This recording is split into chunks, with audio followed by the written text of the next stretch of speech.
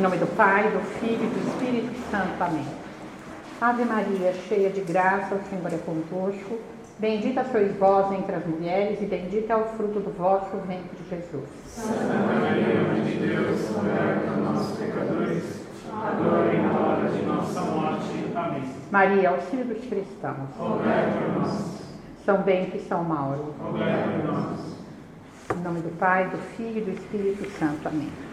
Bem, como vocês viram, a nossa aula de hoje é para tratar sobre a questão da imortalidade da alma. Eu imagino que todos vocês, embora aqui haja gente muito jovem, entende do que é que se trata. O que se quer dizer quando se fala da imortalidade da alma. Quer dizer, nós temos ou não temos algo em nós que não morre quando nós morremos. Para nós que somos católicos, temos fé, é uma questão mais ou menos, digamos assim, óbvia. A gente tem como óbvio. Claro que a gente tem alma. Mas, mesmo aquelas coisas em que a gente tem fé, é melhor para a gente,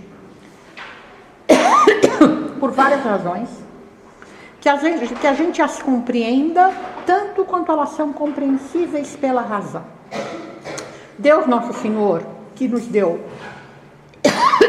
as verdades de fé, se nós sabemos, por exemplo, que existe a Santíssima Trindade, é porque Deus revelou. Se nós sabemos que Nossa Senhora foi imaculada, é por causa da revelação de Deus. Não há dessas coisas um conhecimento direto. É diferente do modo como eu sei, por exemplo, que as flores florescem na primavera. Eu sei que as flores florescem na primavera, que as árvores florescem na primavera por um conhecimento direto. Eu já vi isso acontecer muitas vezes. Mas eu também sei, por exemplo, que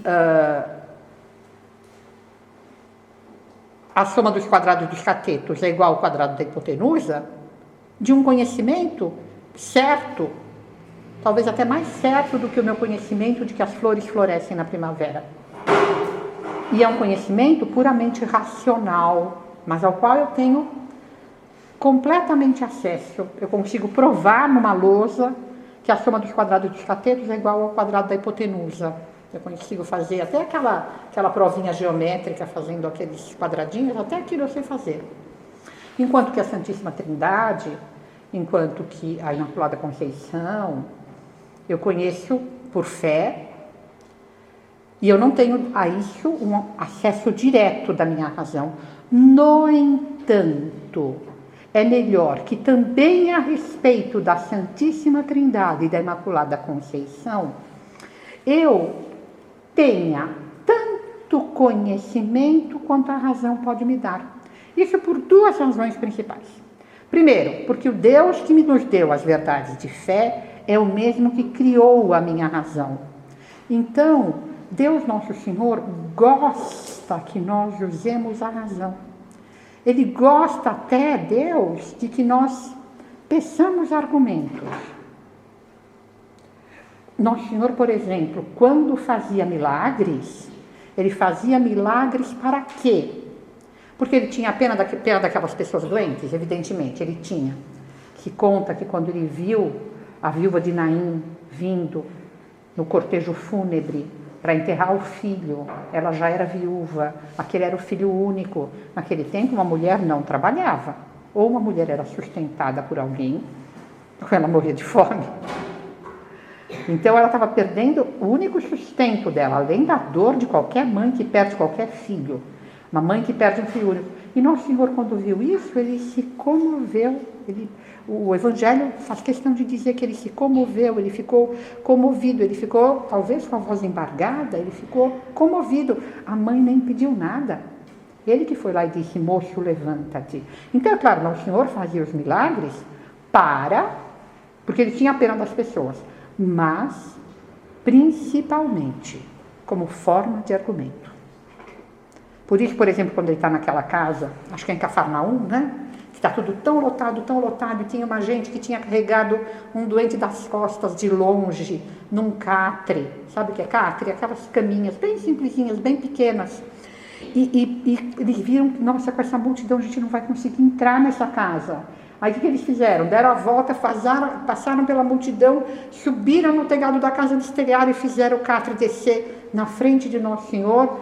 E aí Nosso Senhor, quando vê aquela pessoa, que sabe que angústias não tinha no coração, e que medo não tinha de que aquela doença fosse um castigo de Deus, Nosso Senhor diz para ele: tem confiança, filho, teus pecados te são perdoados. E aí as pessoas que estão em volta, elas pensam: quem ele pensa que é para perdoar isso? Para perdoar. Só Deus pode perdoar os pecados. Mas não falam nada. Mas Nosso Senhor, que vê o que eles estão pensando, diz: por que pensais mal em vossos corações? O que é mais fácil dizer? Teus pecados te são perdoados, ou levanta-te e anda? O que é mais fácil dizer, Luísa? Levanta-te e anda é mais fácil? É mais difícil. Por quê? Porque quando eu falo que teus pecados te são perdoados, alguém pode conferir? Não, não é? Eles acharam mesmo que ele tinha falado isso e que não tinha acontecido nada. É fácil dizer que teus pecados te são perdoados, porque não dá para ninguém conferir e ver se aconteceu. E aí Nosso Senhor diz o quê? Para que saibais que o Filho do Homem tem na terra o perdão de perdoar os pecados, eu te digo: levanta-te, toma o teu leito e vai para a tua casa. E aí o homem levantou, o paralítico levantou, pegou a cama e foi para a casa dele. E com isso Nosso Senhor provou o quê? Que o Filho do Homem tem o poder de perdoar os pecados. Que Deus Nosso Senhor, Jesus Cristo, tem o poder. Porque se ele é capaz de dizer para o paralítico: levanta-te e anda, quem vai duvidar que quando ele diz que os pecados se estão perdoados também são verdade? Isso para mostrar que Nosso Senhor usa o milagre como argumento, porque Ele quer que nós usemos as razões, a razão.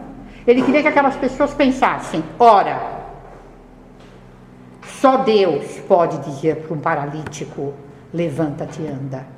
Só Deus pode dizer para um paralítico, pode dizer para um morto: levanta-te. Este homem faz isto, logo ele é Deus, logo ele pode perdoar os pecados. Por isso que ele vai dizer para Corazaim e Betsaida, são duas cidades judaicas: ai de ti, Corazaim, ai de ti, Betsaida, porque se em Tiro e Sidom são duas cidades já da região dos pagãos. Porque se em Tiro e Sidom se tivessem feito os milagres que em ti foram feitos, há muito teriam se convertido. Quer dizer, os milagres já teriam servido para eles como argumento para mudar de vida. Ficou claro que Nosso Senhor quer que nós usemos a razão. Ele não quer nem que a gente acredite. Ele não queria que as pessoas acreditassem, digamos, nele sem prova. Ele dava as provas. Ele mostrava que ele era Deus. Os milagres eram argumentativos. Deus gosta que a gente use a razão. E é de acordo com a nossa natureza usar a razão. Por isso, mesmo naquilo que é de fé, é bom que a gente procure compreender tanto quanto é possível compreender, tanto quanto nos é dado compreender. A segunda razão são as nossas tentações, as nossas fraquezas, a fraqueza da nossa fé.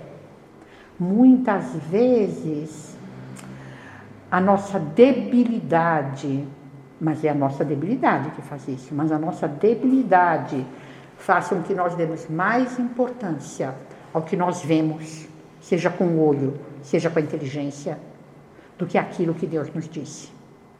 E mesmo aí, Deus tem misericórdia. Quando Nosso Senhor aparece e Tomé, na segunda vez está lá, ele não fala: Tomé, ponha-se daqui para fora. Você não tem fé, você não serve para estar aqui. Ele não faz isso, ele fala: Tomé, vem cá, põe aqui a mão, põe aqui o dedo. Você precisava de uma prova? Coitadinho de você, Tomé. Você precisava de uma prova? Está aqui a prova, meu filho. Ele diz: bem-aventurados os que não viram e creram, foram mais fortes. Bastou para eles a palavra de Nosso Senhor. Mas não é que ele repele Tomé. E quando ele não repele Tomé, ele não nos repele a todos. E Deus, assim, tem tanta misericórdia da nossa pobre soberba, de nós confiarmos mais na nossa razão do que na palavra dele, que é propriamente uma loucura, mas nós somos assim, que até hoje nosso Senhor continua nos dizendo: vem aqui, põe aqui o dedo, enfia aqui a mão na chaga do meu lado. Para quando foi que nosso Senhor falou isso para o Eduardo? Quando ele falou para mim, quando ele falou para o Lucas. Quando ele fez, por exemplo, o sudário, está aí, com todas essas provas científicas, que são mais de pôr a mão dentro do que o costado dele. Quando tem, por exemplo, o pano lá em que está a imagem de Nossa Senhora de Guadalupe, em que dá para fazer exame no olho com aquelas máquinas de examinar olho de gente, e se vê fundo de olho, se vê que nem se fosse um olho, aquele pano ralo, que mal se distingue a imagem. Tudo isso é a misericórdia de Deus que ele teve com Tomás. Mas tudo isso nos mostra também que Deus quer nos dar provas racionais. Ele quer que nós procuremos entender com a razão. E até essas coisas que são pura fé, é bom que a gente, tanto quanto é possível, procure entender com a razão. Então, nós sabemos, porque nós temos fé, que nós temos alma. Mas é bom que a gente procure também, por essas duas razões. Primeiro, é de acordo com a nossa natureza, a compreensão intelectual. Deus quer que nós aprendamos. Segundo, por causa da nossa fraqueza. Para que no momento da tentação, a gente tenha algo nessas coisas em que a gente confia. Eu penso isso. Para quanta gente o sudário já deve ter sido um ponto de apoio numa hora de tentação. Porque para qualquer pessoa de boa vontade, basta ler as descrições e a pessoa vê que ali não tem jeito. Que ali é de novo Nosso Senhor aparecendo a Tomé. Então, por isso que me pareceu que era interessante a gente tratar de um tema que é um tema árduo, não é um tema fácil. As provas da imortalidade da alma não são primárias, não são fáceis, são talvez um pouco complicadas. Mas como aqui, graças a Deus, embora a gente tenha gente muito jovem, a gente só tem gente muito inteligente. Eu acredito que alguma coisa vocês vão aprender, e aquilo que vocês aprenderem pode servir para vocês para o resto da vida. Eu aprendi algumas provas da existência da imortalidade, da existência e da imortalidade da alma, porque os temas são muito conexos. Quando eu tinha mais ou menos a idade de vocês, acho que eu tinha 14 ou 15 anos, e me serviu para a vida. Aquilo que eu aprendi naquela ocasião, até hoje me serve como base, foi bom para mim ter aprendido.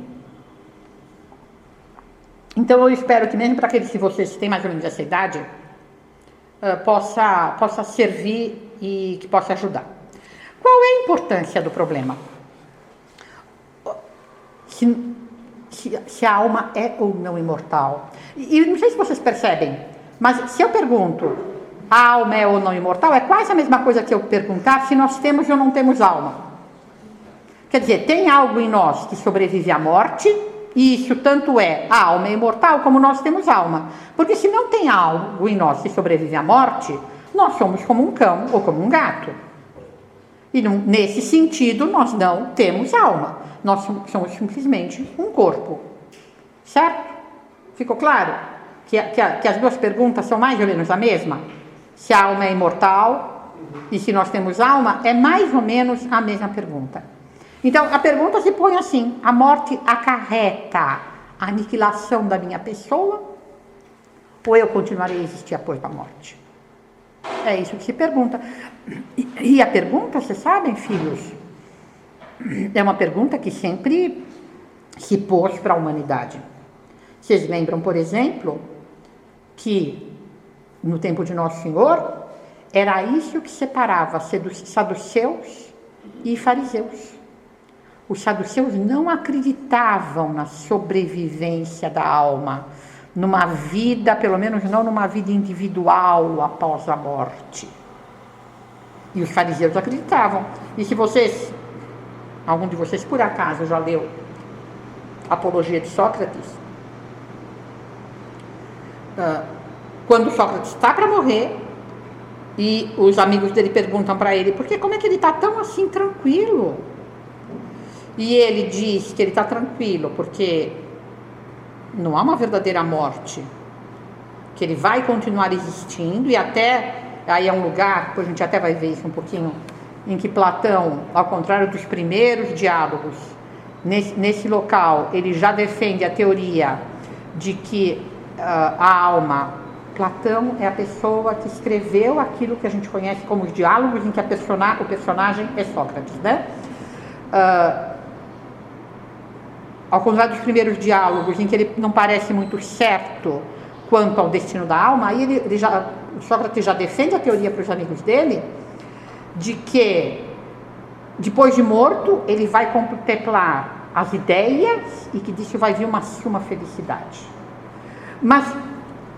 Aí os amigos dele dizem para ele, mas você sabe que essa questão da sobrevivência da alma não é uma questão pacífica. Não é uma coisa em que todo mundo acredita. Então nós queremos que você nos prove. Então vocês veem, tanto entre os gregos quanto entre os judeus, é uma pergunta pertinente, é uma pergunta que as pessoas se põem. E pode efetivamente ser uma pergunta que uma pessoa se ponha durante a vida, num momento de tentação, num momento de alguma coisa que esteja perturbando muito a alma dela, pode se perguntar. Bom, se a nossa pessoa continua a existir depois da morte, que tipo de existência seria?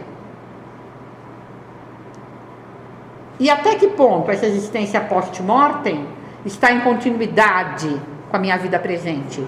Eu serei a mesma pessoa ou alguma outra coisa? Um som, como certamente diz em francês. Um som, ou pessoas que acham que nós vamos nos reintegrar num PAN inicial e perder a personalidade. Então, todas essas questões são questões importantes. Qual é a importância dessas questões? A primeira coisa, aí tem a imagem da história do pobre Lázaro e o rico Epulão. Vocês estão vendo aí o pobre Lázaro na porta da casa do rico Epulão. Epulão vem do grego, quer dizer aquele que come banquetes. Por isso que ele é o rico Epulão. E aí depois os dois, um no seio de Abraão e o outro sendo atormentado. Em primeiro lugar, a questão é importante porque todos nós desejamos conhecer a verdade e, sobretudo, nos interessa a verdade a respeito de nós mesmos. Nós queremos saber sobre nós. Não é? Uma das coisas que a gente mais gosta de saber é sobre a gente.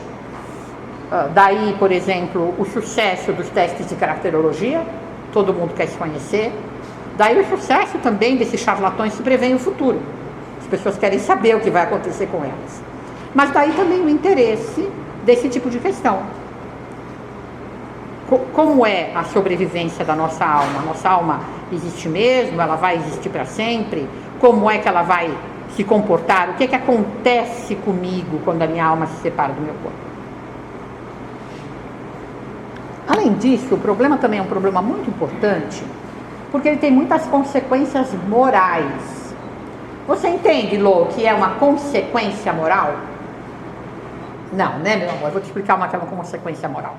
A gente diz que um problema tem consequências morais. A moral é aquilo que define os atos humanos. É a moral que vai me dizer se eu devo agir de um jeito ou não devo agir daquele jeito. Se tal coisa me aproxima do meu fim ou me afasta do meu fim.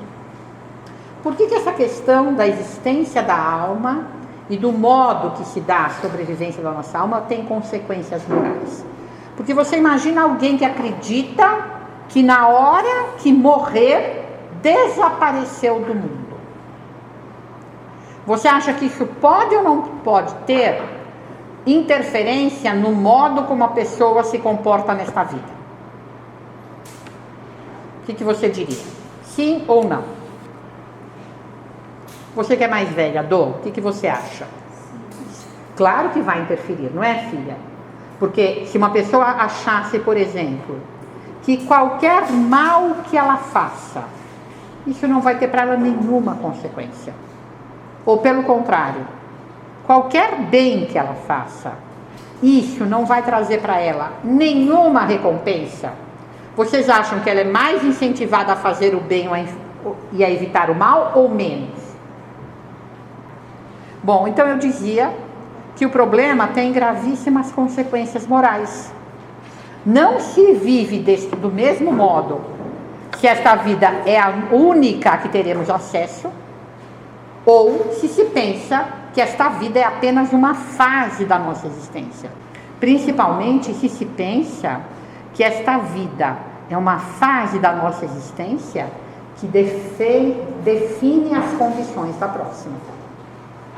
Claro que se a pessoa pensa isso, que esta vida é uma fase da nossa existência que define as condições da próxima, o modo como a pessoa vai viver é muito diferente do modo como ela vai viver se ela achar que a hora que ela morrer, acabou completamente a vida dela. Tá claro, Lucas? Então tá claro por que o problema é importante? Por que é importante que nós procuremos, na medida do possível, também com a luz da razão, ter muito claro se há argumentos para nos assegurar, juntamente com a fé, de que há uma vida depois desta e que ela tem alguma coisa a ver, que ela depende desta vida.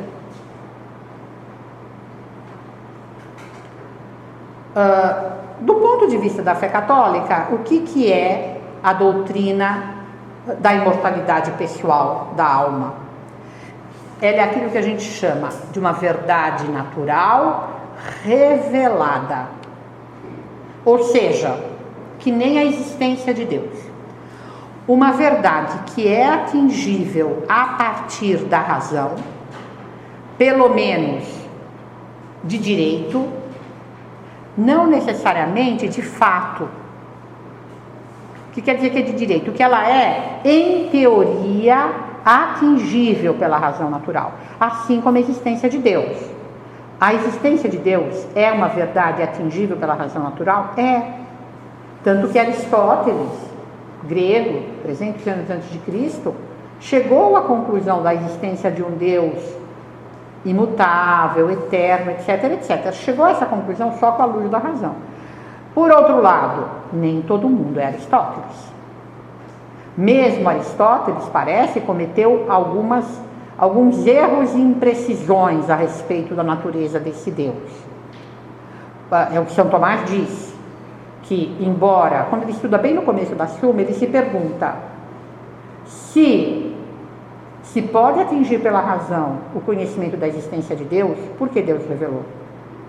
E ele diz, porque os homens, só depois de muito tempo, com muito esforço e sujeitos a muitos erros, chegariam a essa conclusão.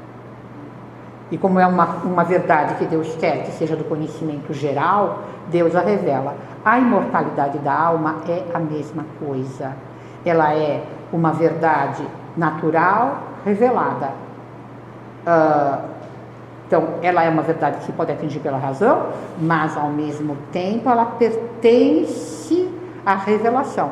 E, portanto, ela requer, do crente cristão, uma adesão de fé. E, então, uma vez que nós cremos, nós podemos fazer uma reflexão de natureza precisamente teológica. Igual, por exemplo, quando a gente estuda as provas da existência de Deus. A gente não está estudando as provas da existência de Deus para acreditar. A gente já acredita, por fé. Mas é bom conhecer as provas da existência de Deus. Primeiro, porque nos dá um conhecimento mais claro da verdade. Segundo, porque nos ajuda a ajudar os nossos irmãos. Eu posso ajudar, as provas da existência de Deus podem aproximar da fé alguém que não acredite. Então, é muito bom, aquelas verdades que são de fé, a gente também procurar compreendê-las. E é exatamente nesse sentido que São Tomás de Aquino vai abordar a questão da imortalidade da alma humana. Ele vai usar como ferramenta a antropologia filosófica. O que quer dizer isso? Aquilo que a filosofia é capaz de descobrir com a reflexão a respeito do homem. Ele vai usar isso. Já, justamente uma das coisas que eu vou contar para vocês hoje é que instrumental filosófico que ele usa. Quem são os autores que no passado, na filosofia grega, tinham se ocupado desse assunto e que São Tomás vai, em alguma medida, usar. Mas, claro, não é que ele está estudando se a alma existe ou não para descobrir. Ele já acredita que existe, porque isso é sim uma verdade revelada. Mas ele vai procurar as razões, não é, que deixam essa verdade mais compreensível para a gente, que nos mostram a razoabilidade, quando não a certeza daquilo que a fé afirma, tá? Quando não a certeza filosófica daquilo que a fé afirma. São Tomás, ele vai construir a argumentação dele com base em duas grandes, digamos assim, tradições, em duas grandes correntes de pensamento.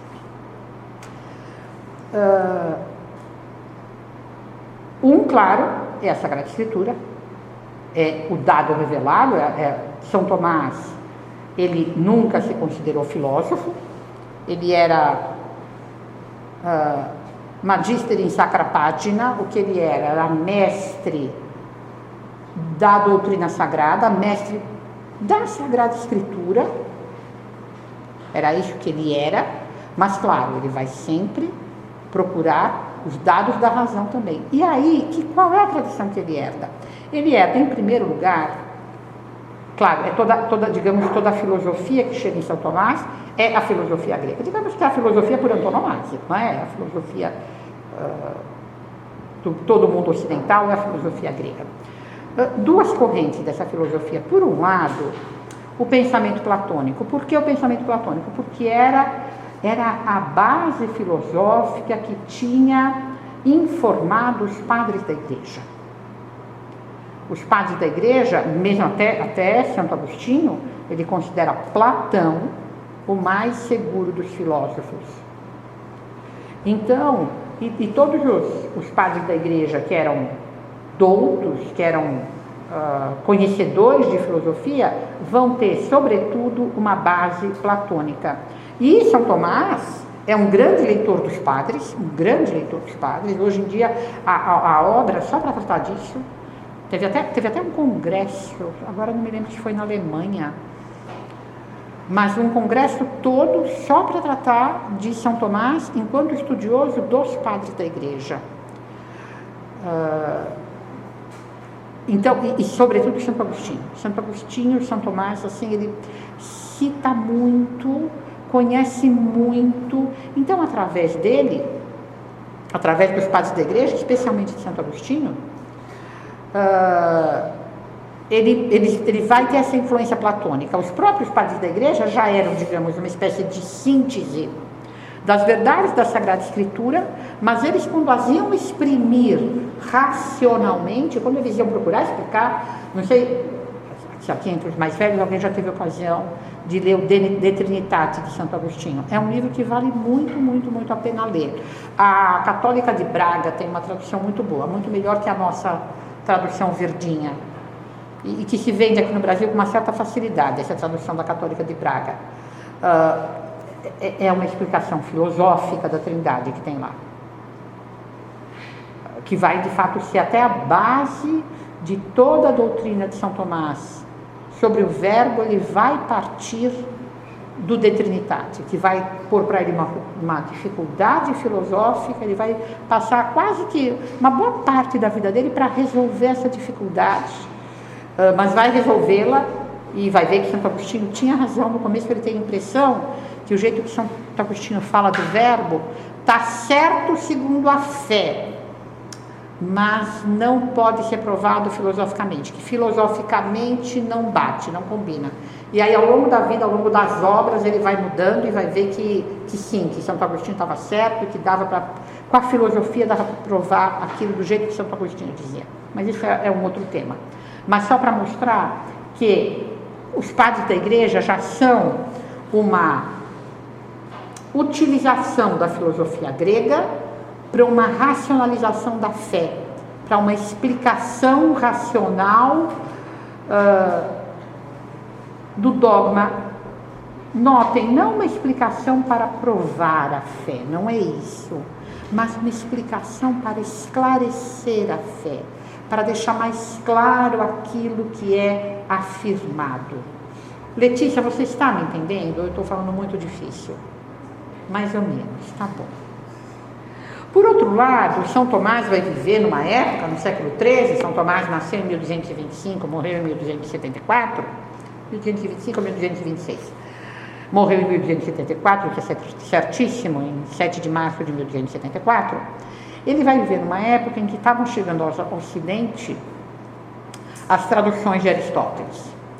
Mesmo quando ele saiu, não sei se vocês estão lembrados de ter ouvido, São Tomás de Aquino foi para os beneditinos aos 5 anos. Aos 5 anos ele foi para Monte Cassino para ser educado lá. Os pais perceberam certamente que o menino era genial e aos 5 anos ele já foi, digamos assim, posto na escola. E ser posto na escola quer dizer ir para o mosteiro. Todos os biógrafos dizem, acho que uns repetindo os outros, mas devem estar repetindo o primeiro, que é o Tocco, que os pais dele tinham esperança que o menino indo para aquele mosteiro um dia ia ser abade lá. Era uma coisa que combinava, digamos, com o nível da família dele, ser abade de Monte Cassino. Estava no nível da família. Ele era o último e era um costume que se tinha, né? Que não é uma coisa muito boa, mas era esse costume. Que os últimos filhos, como, digamos, os bens da família já estavam muito divididos, os últimos eram dedicados para a igreja. E, claro, uma grande família como a dele queria que ele fosse para um grande posto. Mas depois, por causa de problemas entre o imperador, nessa época estava havendo guerra entre o império e o papado. E a família de São Tomás, acho que teve um momento que apoiou o imperador, depois vai apoiar o Papa. Ele vai até considerar um irmão dele que vai morrer lutando pelo Papa como mártir. E eles estavam, além disso, nos limites das terras do Papa com o imperador. Então era uma posição muito delicada e o abade de Monte Cassino vai chamar os pais dele, quando ele está, se não me engano, com 15 anos, acho que ele fica 10 anos em Monte Cassino, para dizer que é melhor tirar o garoto de lá porque a situação está muito perigosa. E de fato, logo depois, a abadia foi arrasada pelas tropas imperiais. E aí ele vai para a Universidade de Nápoles e lá que ele vai ter o primeiro contato com Aristóteles, porque lá dava aula Pedro de Irlanda. E Aristóteles, inclusive, por causa das questões sobre a imortalidade da alma, tinha havido já várias condenações a Aristóteles. Vários papas, inclusive, tinham achado que não era bem possível combinar a filosofia de Aristóteles com a doutrina cristã. Então, em muitos lugares, era proibido ler e ensinar Aristóteles. Mas a Universidade de Nápoles, ela não era uma universidade ligada à igreja. Justamente, quem tinha fundado a Universidade de Nápoles era o imperador. Era a única universidade, digamos assim, laica do mundo. Quem ensinava lá eram só religiosos. Pedro de Irlanda era religioso e tudo. Eram só os religiosos que sabiam para ensinar. Mas ela não era oficialmente, ela não estava oficialmente enquanto universidade submetida ao Papa. E vai ser lá então que São Tomás vai ter contato com Aristóteles e vai perceber, aquilo que muitos vão perceber depois, que sim, era possível concordar a doutrina filosófica de Aristóteles com o pensamento católico. E depois ele vai ter, mais tarde, acesso para essa questão da alma, especialmente, que é isso que nos interessa. A obra de Aristóteles se chama Peripsyche, ou normalmente se chama em latim De Anima, sobre a alma. E essas três traduções, tem três traduções antes de 1268. A última é do Guilherme de Moerbeke, que era um dominicano, grande tradutor, e que muitas vezes traduzia obras porque São Tomás pedia para ele. Agora me escapa, mas teve obras que ele traduziu porque São Tomás estava precisando daquele livro, não havia traduções muito confiáveis. As traduções que tinham no Ocidente eram normalmente não traduções diretas do grego, mas traduções que tinham sido feitas para o árabe e depois eram traduzidas do árabe para o latim. Então, claro, eram traduções muito pouco, digamos assim, confiáveis, não é? Porque passa por uma língua, três línguas tão diferentes, grego, árabe e latim, além do que, muitas vezes, os comentadores árabes tinham introduzidos no texto pensamento deles, que não era propriamente o que estava em Aristóteles. Mas então São Tomás teve acesso. Então vocês estão vendo, os padres da igreja já juntam duas correntes, o platonismo como junto com a Sagrada Escritura, e São Tomás, claro, que vai se abeberar completamente na Sagrada Escritura, vai ter acesso ao platonismo dos padres da igreja e às doutrinas filosóficas de Aristóteles. E vai ser a partir daí que ele vai construir a síntese dele. Hoje nós vamos ver muito brevemente qual foi, digamos assim, o caminhar do pensamento grego quanto à questão da alma, só para mostrar para vocês algumas vertentes que vão ter importância, porque qual é o meu objetivo? O que é? Eu vou dar 4 aulas sobre este tema. O que no final eu gostaria? Que qualquer um de vocês, de 17, 18, até 15 anos, diante da questão, é certo que nós temos alma? Além de ter a certeza da fé, você dizer, olha, tem esse argumento sobre que nós temos alma, tem este segundo argumento aqui, tem este terceiro argumento aqui, para dizer que sim, nós temos alma. Eu espero que a gente possa chegar a isso.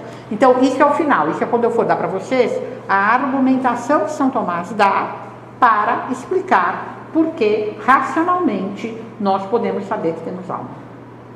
Antes disso, eu vou dar para vocês, hoje, o que eu vou falar hoje é só das fontes. Como é que esse pensamento foi se desenvolvendo na humanidade, esse pensamento que vai chegar a São Tomás? Como é que ele, digamos assim, foi um pouco construído? Que aspectos ele tem? Porque alguns desses aspectos vão ser interessantes para nós depois. Tá certo? Procurem, na medida do possível, guardar um esquema na cabeça.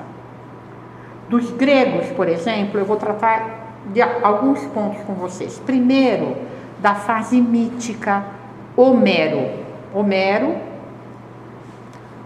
é um grande poeta grego e tem um livro chamado Paideia, que é um livro que vocês devem ler quando vocês tiverem tempo, do Jorgensen, em que ele mostra como toda a formação mesmo, a formação escolar da juventude grega era dada com base em Homero. A Odisseia era o grande livro de texto, não era o grande modelo.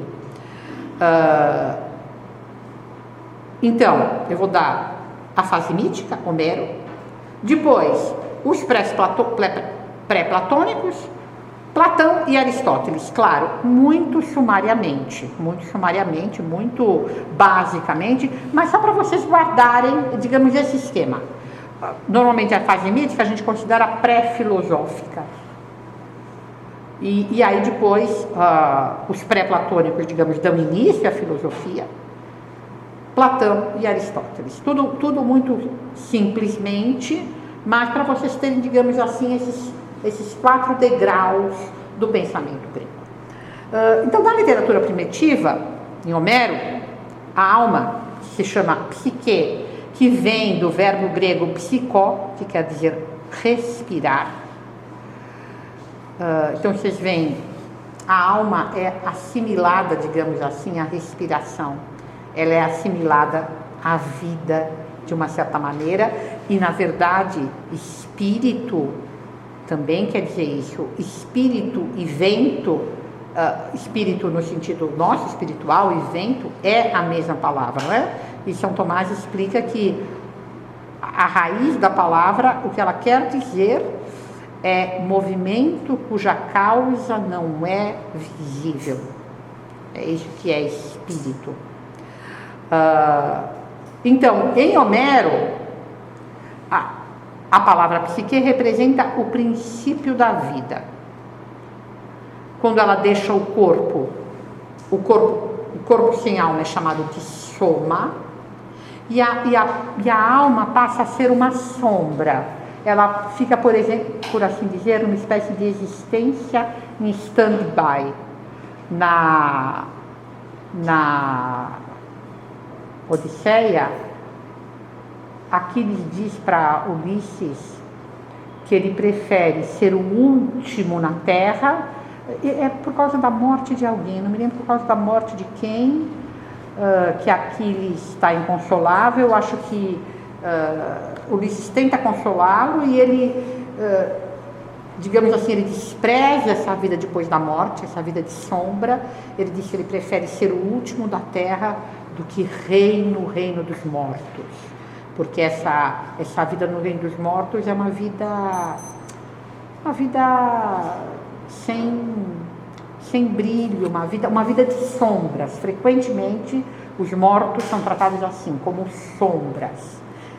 Em Homero não aparece nenhuma noção nem de castigo, nem de prêmio, mas só uma vida, digamos, uma subvida, digamos assim. O reino dos mortos é o reino de uma subvida. A partir do século VI a.C., disse,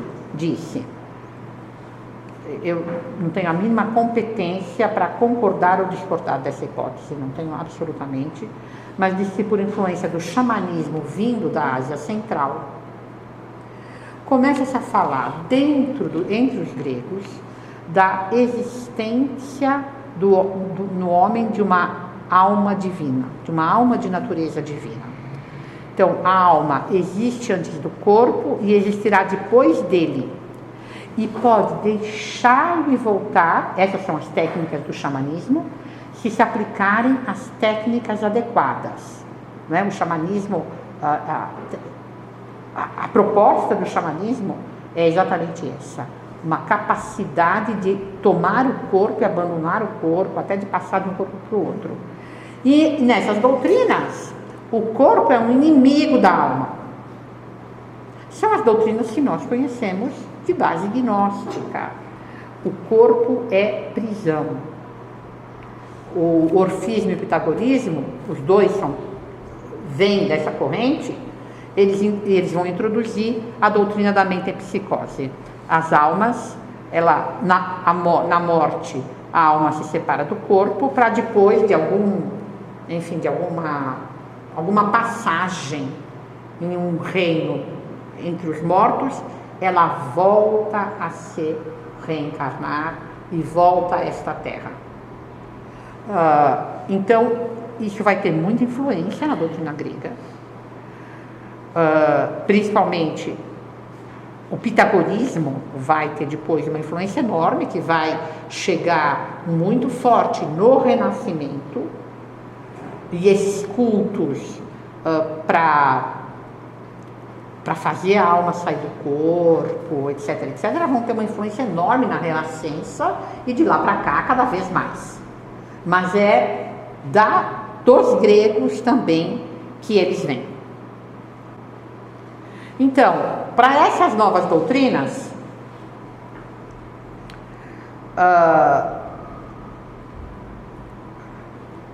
a psique que define, digamos, a identidade do homem é uma realidade de natureza divina e, portanto, imortal. Se ela está presa a um corpo, foi por uma falha, por um pecado de uma vida anterior ou por um pecado numa outra esfera, e a alma está amarrada ao corpo. Conforme Platão, quando ele fala dos órficos, ele diz que eles faziam uma espécie de trocadilho com o corpo, que é soma, com a tumba, o túmulo, que é sema. Então, que o corpo seria uma espécie de prisão. Esse tipo de pensamento vai ter influência na doutrina platônica, e através da doutrina platônica, depois, principalmente com os neoplatônicos, vai ter uma influência enorme até hoje. Quem é Lúcio, aquele filósofo que diz que toda a filosofia não passa de nota ao pé de página de Platão? Acho que não me engano, é um do século XIX, mas ele diz isso, que toda a filosofia não passa de comentário de nota de pé de página à doutrina de Platão. Bom, então, para essa doutrina, é uma coisa que nós conhecemos muito, de conhecer as doutrinas gnósticas, nós estamos só apenas encontrando um velho conhecido. A união da alma e do corpo parece um castigo, um exílio, do qual a alma tem que se libertar através do ascetismo. Isto é, uma purificação adequada. Vocês vão prestando muita atenção nisso, filhos, porque isso aqui é um ponto muito importante e é um ponto muito distinto da doutrina católica. A doutrina católica não é essa, porque muitas vezes em ascese a gente pode encontrar expressões que vão falar desse tipo. Nosso corpo é inimigo de nossa alma.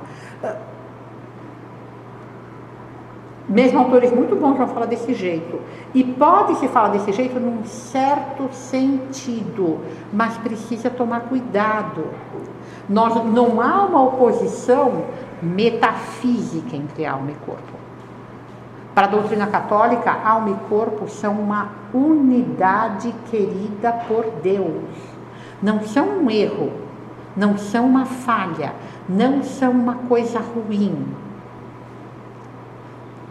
É muito bom que nós tenhamos corpo. A única coisa com que nós precisamos tomar cuidado é que a alma foi feita para ser senhora e o corpo para ser servo. O corpo precisa servir a alma, mas o corpo em si, ele é bom e ele é uma coisa querida por Deus. E a união da nossa alma com o nosso corpo é uma coisa excelente. Nós somos enquanto alma unida a um corpo. Um homem é isso e Deus quis ser isso. Um homem é uma coisa muito elevada, muito santa. Deus quis assumir essa nossa natureza. Então, a gente precisa... eu só quero que vocês prestem atenção nisso. Conforme vocês forem ficando mais velhos e lendo muita coisa, precisa sempre estar atento a isso. A gente vai encontrar bons autores que vão usar uma terminologia que às vezes pode dar uma má impressão, e a gente vai encontrar também autores que podem se passar por bons e que vão usar uma terminologia desse tipo, que é para nos levar para um pensamento que não é bom. Então precisa tomar cuidado e ficar atento. Bom, segundo os pitagóricos, a filosofia vai ser então um meio de libertação. Por que ela é boa, a filosofia, para eles? Porque ela nos ajuda a nos abstrair do mundo sensível, porque se o corpo é mau, tudo que é sensível é mau. E eu devo aprender a sair de tudo que é sensível. Os pitagóricos vão achar que o mundo é governado por números e por figuras, e que a alma pode descobrir isso além das aparências sensíveis. Bom, isso então naquilo que vem antes de Platão. Platão, como você sabe, talvez alguns não saibam, ele fala sempre pela boca de Sócrates, né? Os diálogos de Platão foram escritos por Platão, mas sempre quem fala nos diálogos de Platão é Sócrates. A doutrina de Platão, quanto à alma, ela vai um pouco mudando ao longo dos diálogos. Nos primeiros diálogos, naqueles que são chamados diálogos juvenis, parece que Platão não está muito certo sobre o destino das almas depois da morte. Ele hesita um pouco quanto a isso. No Fédon, ele mostra a alma como imortal e como tendo uma atividade depois da morte, que é a contemplação das ideias que a tornam felicíssimas. No momento da morte, como eu já contei para vocês no começo, que os amigos de Sócrates falam para ele, mas você sabe que essa questão da alma existir ou não é controversa. Então, para que, assim como você se sente consolado por pensar que você vai para uma vida melhor do que esta, para que isso possa nos consolar, nós não temos essa sua convicção. Então, prove-nos que de fato a alma é imortal e que você está indo para uma vida melhor que esta. Sócrates vai dar 4 argumentos para isso. Está aí Sócrates pegando o copinho de cicuta. A primeira é de tipo pitagórico e, para a gente usar uma linguagem mais conhecida da gente, gnóstico. O que ele vai dizer? Que toda a vida do cosmos é uma vida de ciclos de contrários. Então ele vai falar, não, olha, tudo que é frio fica quente, tudo que é quente fica frio, que não é bem verdade. Ele vai dizer, por exemplo, que a água cai no mar e aí ela evapora e ela cai no mar de novo, o que também não é propriamente um ciclo de contrários, mas ele vai procurar dar esse sentido, como se fosse um ciclo, uma coisa de contrários, para dizer o quê? Que a morte tem que se transformar em vida e a vida tem que se transformar em morte, e isso faz parte dessa lei do cosmos, do ciclo de contrários. Então, é um argumento de caráter religioso, embora ele não esteja tratando como de caráter religioso. Ele está tratando como um argumento filosófico. O segundo que ele dá é a doutrina que ele tem para toda a teoria do conhecimento socrática. Vocês já devem ter ouvido falar que Sócrates ensinava sempre fazendo perguntas. A doutrina da maiêutica. Maiêutica quer dizer parto. O que Platão acreditava e põe na boca de Sócrates? Por que viveram numa vida interior? Então, o Lucas, por exemplo, viveu uma vida anterior. Nessa vida anterior, ele adquiriu uma série grande de conhecimentos. Aí ele morreu da vida anterior. E depois ele se reencarnou. Então, esse Lucas que está aqui tem uma porção de coisas que ele ignora, mas que ele já conhecia da outra vida, inclusive da experiência da vida passada, mas também por esse tempo que ele passou em contato com as ideias. Então, eu não posso ensinar nada ao Lucas. O que eu faço para ensinar o Lucas? Eu vou fazendo perguntas. E conforme eu faço as perguntas, ele vai se lembrando. E aí ele vai lembrando e vai me respondendo. Na verdade, se vocês lerem os diálogos, vocês vão ver que as questões que Sócrates põe, não é que propriamente as pessoas vão se lembrando de uma doutrina. Ele vai fazendo perguntas que têm respostas lógicas, muitas delas bastante induzidas, e a pessoa vai sendo conduzida a uma conclusão. Mas esse é o segundo argumento que ele dá para os amigos deles. Ora, se as pessoas vão respondendo coisas que elas não sabiam, é porque elas estão se lembrando. Se elas estão se lembrando, é porque elas estão vindo de uma vida anterior. Então, esse é o segundo argumento que ele dá.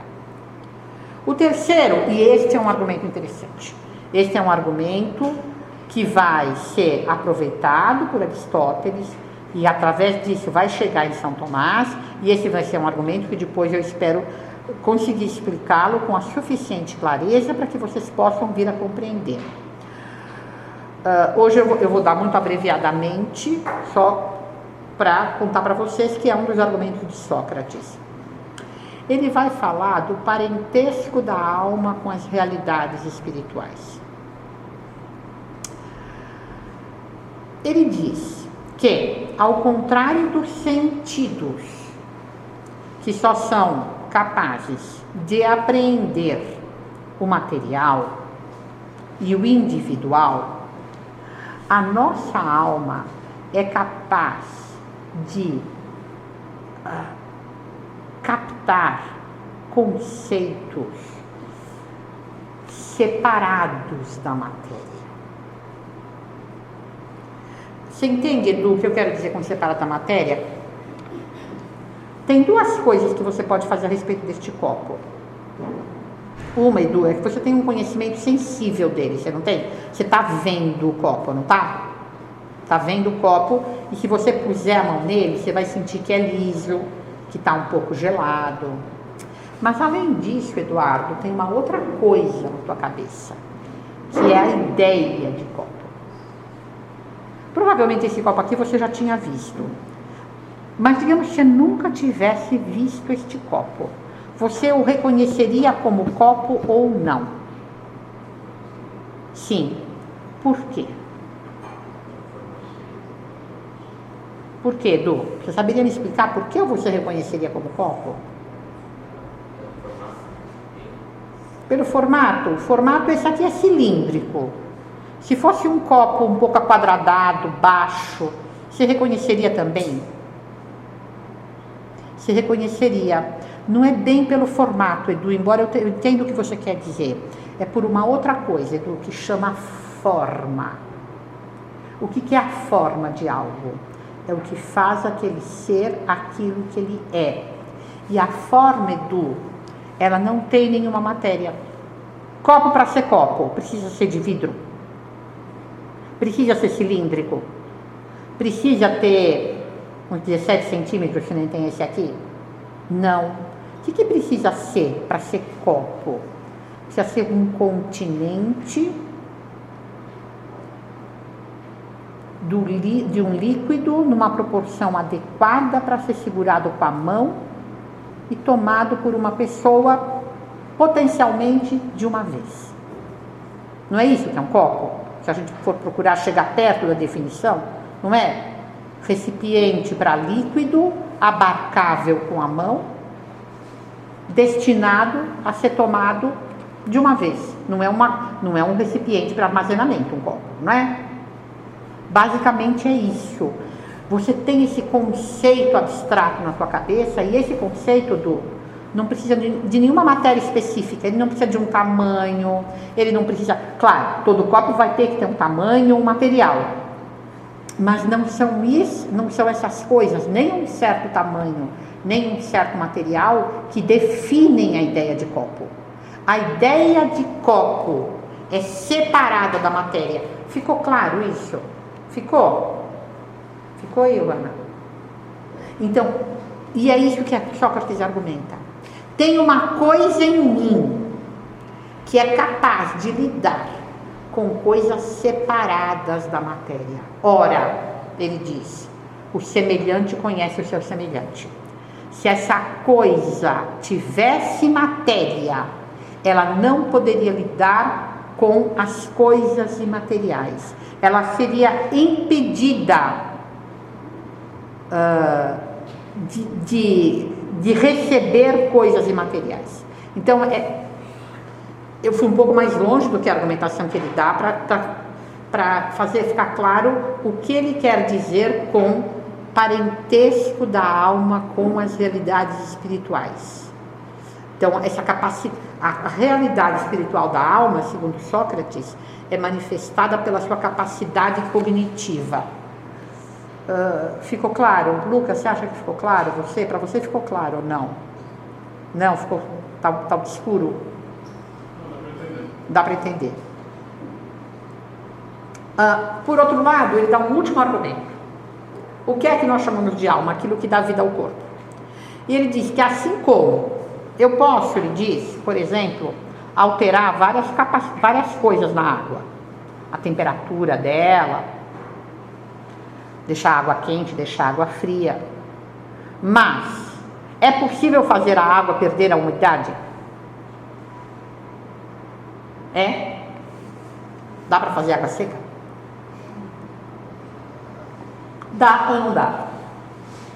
Não dá para fazer água seca, porque é da essência da água ser úmida. Isso é o que ela é. E, portanto, aquilo que a faz ser o que ela não pode perder. Ora, é da essência da alma ser vida. Se é ela que dá vida para o corpo, ela não pode perder aquilo que a faz ser, aquilo que ela é, aquilo que faz parte da essência dela. E, portanto, a alma, diz ele, não pode morrer. Isso para dar para vocês os 4 argumentos que Sócrates dá quando ele está morrendo, quando ele vai morrer, logo antes de tomar a cicuta. Até aqui nós está suficientemente claro? Diga, desde que eu saiba responder, mocinha. Aquele primeiro argumento lá, quer dizer o quê? Que essa contínua morte e vida exige uma unidade. Exige que se ele nasceu, ele vai morrer, e se ele morreu, ele vai nascer.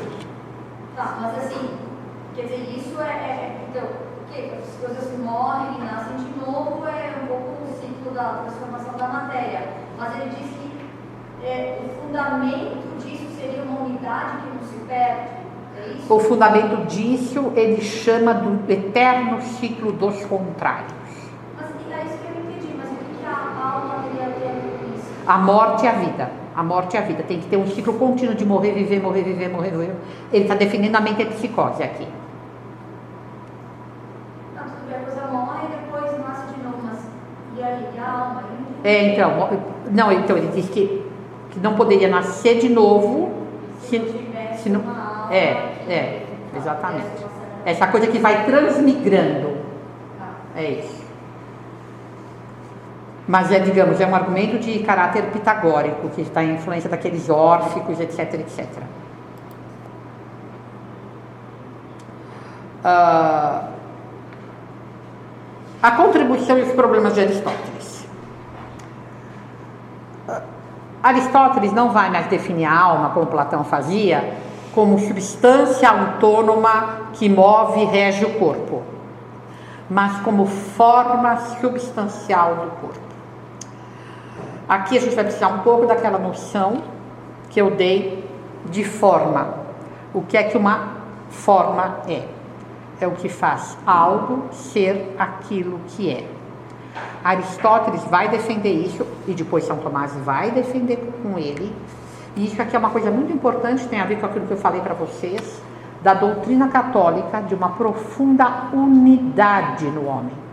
A gente precisa sempre tomar cuidado em falar do corpo como inimigo da alma. Isso é secundum quid, não é metafisicamente. Metafisicamente, o corpo e a alma são uma unidade. Um homem é uma alma que anima um corpo, uma alma que é forma de um corpo, que é o que faz daquele corpo aquilo que ele é. Então, com isso, Aristóteles ele vai ressaltar um ponto que vai ser muito importante para São Tomás, e vai ser muito importante para São Tomás por quê? Porque é a mesma, digamos, antropologia da Sagrada Escritura. É a antropologia que combina com a ideia de homem que está na Bíblia, que combina com os relatos da criação, que não combina com os relatos gnósticos. Pelo contrário, nos relatos gnósticos, sempre o corpo vai ser produto de um erro, de um mal. Na Sagrada Escritura e para Aristóteles, o corpo não é algo malvado. O corpo é o instrumento da alma, é profundamente unido à alma e é aquilo pelo qual a alma racional humana opera.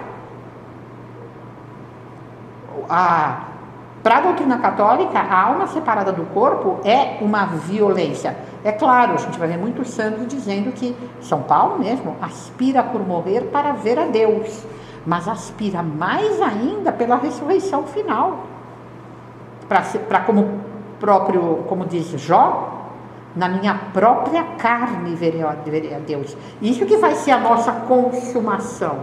A nossa consumação não é a nossa perfeição absoluta, a perfeição mais perfeita, não é a separação da alma do corpo. É a reunião da alma com o corpo na ressurreição. Tá claro? Mas, ao mesmo tempo, é porque Aristóteles trata da alma em dois momentos diferentes, e num deles, quando ele está tratando, mas ele não está tratando propriamente do homem, ele está tratando dos animais. Mas ele vincula a alma ao corpo de uma maneira, e isso aqui vai ser uma coisa assim, vai dar rios de tinta vão correr. Mas desde a Idade Média até hoje não há um consenso. Os estudiosos hoje pensam que não. Tem gente que pensa de um jeito, gente que pensa de outro. Gente que Aristóteles defendia a imortalidade da alma e gente que diz que não, Aristóteles não defendia a imortalidade da alma. Porque como ele considera a alma a forma substancial, alguns vão pensar que ele pensava assim: quando o corpo, digamos assim, se desfaz, ele não tem mais condição, ele não tem mais a forma substancial dele, e a forma substancial dele desapareceu. Porém, em outros lugares, a gente já vai ver, e por causa disso, essa vai ser uma das grandes questões que vai fazer com que Aristóteles seja condenado na Idade Média. Isso aqui vai dar uma confusão muito grande. E é uma questão que não está resolvida, eu não acredito que ela jamais venha a ser. Porque justamente era a questão de é possível ou não compatibilizar Aristóteles com a fé cristã. São Tomás vai compatibilizar, porque ele vai pegar os argumentos de Aristóteles, que estão no livro 3, nos pontos 4 e 5 do De Anima, e lá ele vai afirmar que o pensar, ao contrário do sentir, não tem necessidade de um órgão corporal. E como é que ele prova isso? Lúcia, se você quiser me ajudar com alguma coisa que eu não explicar direito, fique à vontade para interferir. Como é que ele prova isso? Que o intelecto não tem um órgão corpóreo, e ele diz, não pode ter um órgão corpóreo. Porque o intelecto, além daquele argumento socrático de que ele toma as coisas espiritualmente, e ele diz que ele nem poderia compreender as coisas e compreender todas as coisas se ele tivesse algo de material. Porque diz ele que o intelecto, para poder receber todas as coisas, e isso é uma coisa que está no De Anima, a alma humana é virtualmente todas as coisas. Por quê? Porque tudo eu posso receber na minha alma, tudo eu posso compreender. Você fala assim, não, peraí, eu não entendo física quântica. Eu posso não entender um determinado problema de física quântica, pode ser que eu tenho dificuldade com aquilo, mas eu posso saber que o problema de física quântica existe. Não tem nada sobre o qual o meu intelecto não possa se debruçar. Não tem nada que em alguma medida ele não possa receber. E ele diz que se ele tivesse alguma matéria, nisso ele estaria em ato, essa matéria estaria em ato, e nisso ele estaria impedido de receber outro ato. Aquilo que já está em ato não pode estar em ato, e que, portanto, o intelecto, porque ele pode receber todas as coisas, ele tem que ser imaterial. Ele dá para isso um outro argumento, que foi um que eu aprendi quando eu tinha 15 anos. Dizer que toda operação material, em toda operação material, a potência é perturbada ou gasta pelo ato, sobretudo quando há excesso. Então, por exemplo, o meu olho, se eu fico lendo muito, o meu olho cansa, ele vai ver menos bem. E se eu recebi um excesso de impulso, digamos que eu olhei para o sol, uma luz muito forte, o que acontece? Cega. A potência é estragada pelo uso. A mesma coisa com o meu tato. Se eu ficar raspando a mão num lugar, eu vou estragar meu tato, eu vou perder minhas papilas também. Se eu ponho alguma coisa, as papilas gustativas, se eu ponho uma coisa muito forte, digamos que eu como uma pimenta, eu inflamo as minhas papilas gustativas, eu posso perder o paladar. Isso acontece com tudo que é material. E ele diz que com o intelecto não, é o contrário. Se eu compreendi um problema muito difícil, isso só me deixa mais fácil a compreensão de coisas menores. Não há nenhum ato intelectual que seja prejudicado pelo seu uso. Pelo contrário, o intelecto, ele não tem limite. Quanto mais ele é usado, mais ele é usável. E isso prova que ele não é material. Ficou claro o argumento? Ficou, Eduardo? Ou mais ou menos? Mais ou menos. Então, vamos ver se você consegue guardar a forma. Tudo aquilo que é material, toda a potência material, porque o intelecto, Edu, é uma espécie de capacidade de captação, não é? E se você notar, filho, é isso que os nossos sentidos são. Os nossos sentidos são capacidade de captação. O meu ouvido pega o quê? Onda sonora. O meu olho pega o quê? Onda de luz, onda visual, né? O meu tato pega o quê? Pega conceitos como duro, mole, liso, áspero, não é? Ele me dá consistências, não é isso? O meu paladar pega o quê? Sabor, não é? E o meu intelecto pega o quê? Pega tudo. Mas todas as coisas, todas as capacidades receptivas materiais são perturbadas ou impedidas pelo uso. Todas elas. Se tiver um barulho muito violento, o que acontece com o meu ouvido? Pode até me arrebentar o tímpano. Eu fico surda. Mas não precisa nem chegar nesse. Se tiver um barulho muito alto, me ensurdece por um tempo, não ensurdece? A mesma coisa com o meu tato. Se passarem alguma coisa muito violenta aqui, eu perco o tato. Se eu comer uma coisa violenta, eu perco o paladar. Se vier muita luz, meu olho é feito para luz, não é? Mas se vier em demasia, o que acontece? Fico cega. Se a gente olha para o sol, a gente fica cego. Ora, com a inteligência isso não acontece. Logo, a inteligência não é de natureza material. Ficou mais claro agora? Ficou? Ficou claro, filhas? Sim.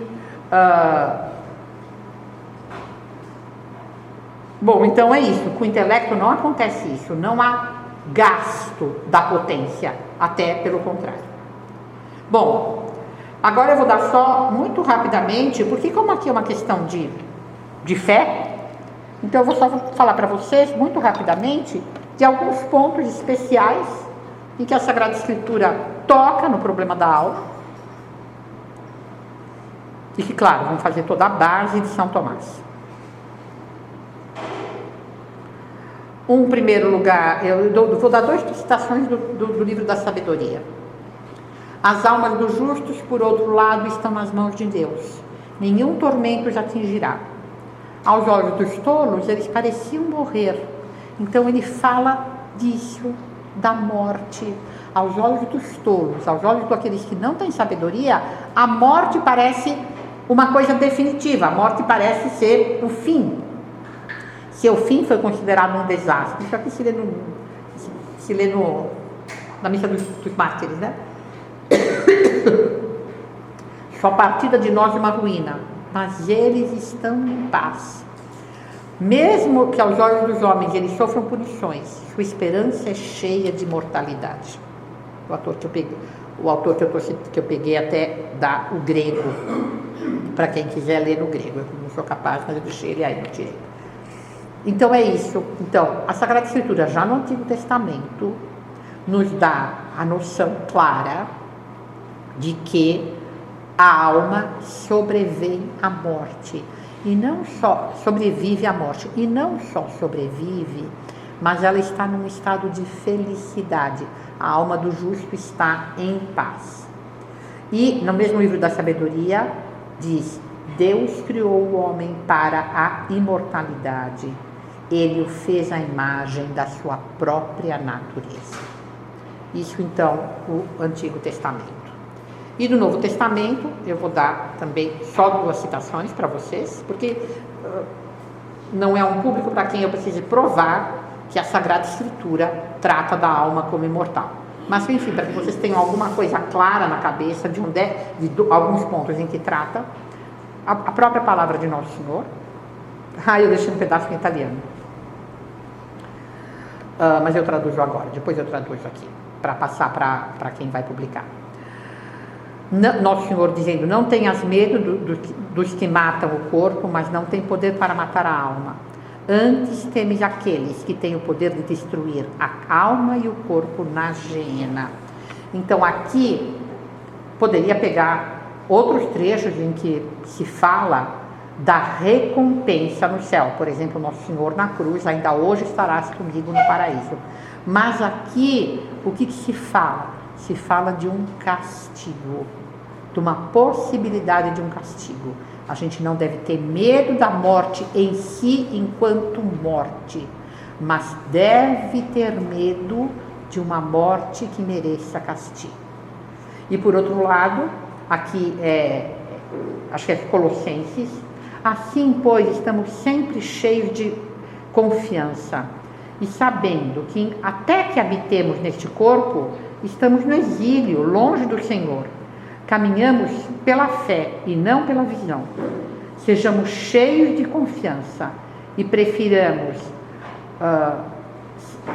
sair do exílio do corpo e habitar junto do Senhor. Então aqui é São Paulo também falando desta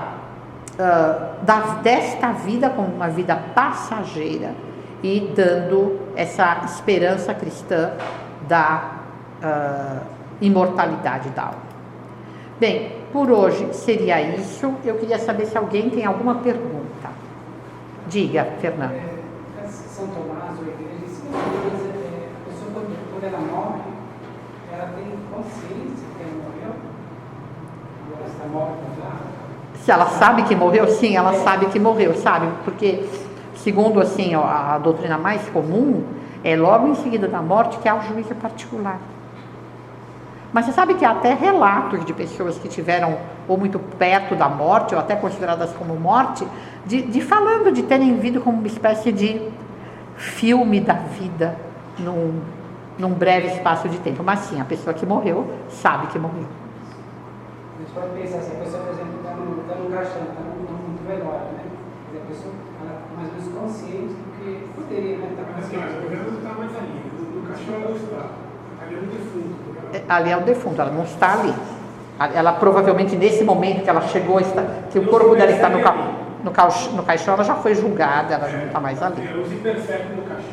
Ela não se percebe no caixão, exatamente. Porque o corpo, depois de estar separado da alma, não tem mais. O corpo é um despojo, ele não tem mais sensibilidade. Ele perdeu a sua forma substancial, justamente, ele não é uma pessoa. O corpo não é uma pessoa e também a alma não é a pessoa. Diga, Estela. Então, se a alma está no purgatório, ela sabe o que se passa com a gente? Então, essa é uma questão controversa. Qual é o conhecimento que as almas separadas têm deste mundo? É uma questão que interessou muito São Tomás. Se não me engano, ele chegou até a perguntar a um amigo que apareceu para ele depois de morto. Perguntou e insistiu.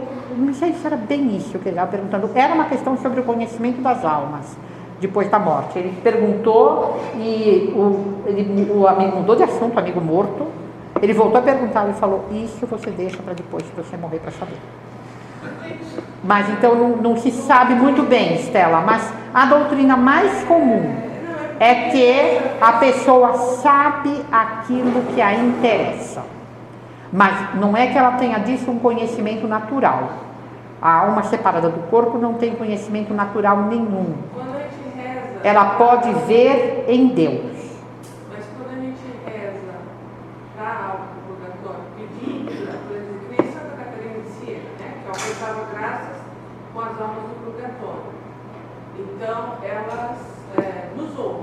Então, essa é a doutrina mais comum, Estela. Não há definição da igreja quanto a isso, mas a doutrina mais comum é que as almas têm conhecimento em Deus daquilo que lhes diz respeito.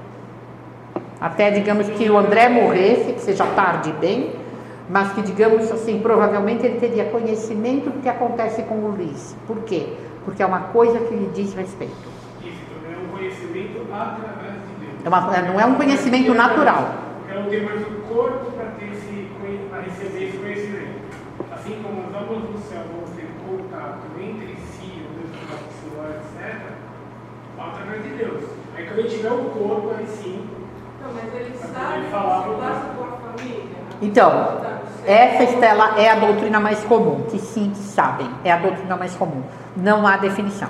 Não é doutrina assim, ó, você tem que acreditar nisso, senão você não é católico. Não, não é. Santo Agostinho até emitiu uma opinião contrária. Mas a opinião de Santo Agostinho não foi, digamos assim, recebida. Mais uma vez perguntaram para Santo Agostinho: os mortos sabem do que está acontecendo? E ele respondeu: eu acredito que não, porque a minha mãe sempre me ajudava muito quando ela estava viva, e agora eu não percebo a ajuda dela. Eu acho que então ela não sabe do que está acontecendo comigo, senão ela me ajudaria.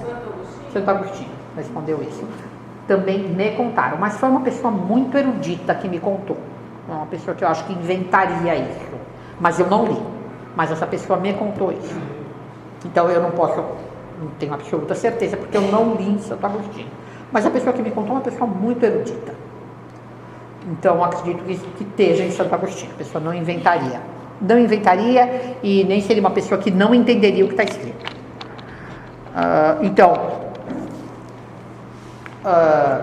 Mas isso é comum, que um doutor antigo tenha uma opinião que não foi recebida pela igreja, é muito comum. Ainda outro dia, não foi o padre, me deu um exemplo aqui, São Jerônimo era muito contrário às segundas núpcias, muito.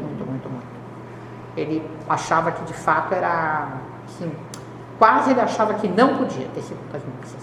E a opinião dele não foi recebida pela igreja. Então, ainda que, segundo me parece, Santo Agostinho tenha efetivamente dito isso, a opinião mais comum na igreja é que sim, os mortos têm conhecimento em Deus. Até nas visões de Santa Brígida, Santa Brígida teve muitas visões de Nosso Senhor e de Nossa Senhora, e muitas vezes Nosso Senhor fala desse conhecimento em Deus.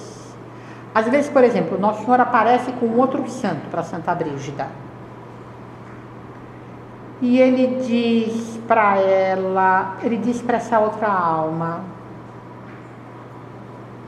embora eu saiba que tu em Deus tens conhecimento disso e daquilo, eu quero que tu perguntes tal coisa, mas frequentemente Nossa Senhora alude a esse conhecimento em Deus que os mortos têm. Nas visões de Santa Brígida. Também isso não é um argumento de enorme peso. As visões particulares são sempre visões particulares e podem sempre estar influenciadas pelas crenças de quem as teve. Mas em todo caso lá também aparece isso. Alguma outra pergunta? Não? Então acho que nós podemos rezar.